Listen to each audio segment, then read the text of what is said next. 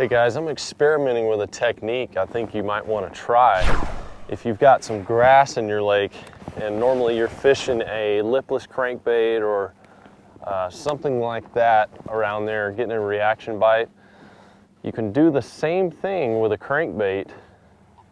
And I've heard of guys doing this in lakes like Guntersville. But you'll take a crankbait, you'll figure out where that grass line tapers off to. You figure out what crankbait you need to get down there to that depth.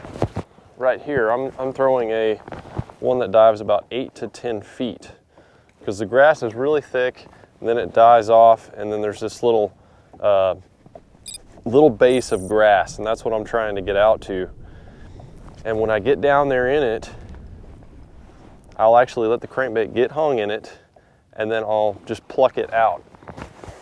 And it's the same kind of technique as using a lipless crankbait, but it's giving the fish more time to see that bait, and so it's not as much of a reaction bite.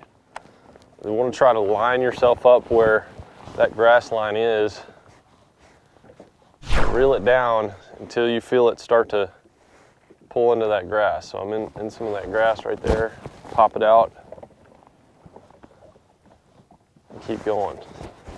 You want to make sure you pay attention to the grass line because this technique isn't going to work in really clumpy grass when you're trying to fish shallow. It's more for the grass line that tapers off and that depth that is not as efficient to fish with a lipless crankbait. And it's just a little bit different look. I'm still using a reddish orange crawfish colored crankbait, but when I rip that thing out of there, it just kind of suspends like a jerkbait, and it's just a different look. So I think this is a pretty cool technique, and you're using about the same setup as you would a lipless crankbait. I'm using a little bit softer rod because you don't have to use as much effort to get the grass off of the bait when you're fishing it the way you're supposed to. Let me know if you catch anything on it. I'm going to keep experimenting with it, and I think it's going to be a good technique for the cold winter bass around that grass.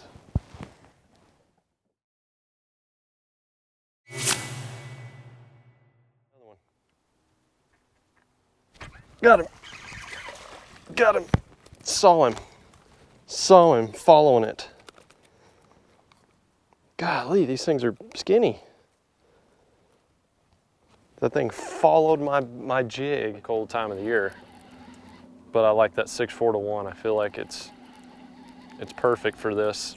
And line, I like to use either 15, or if I'm fishing really heavy, I'll go with 20-pound fluorocarbon. But 15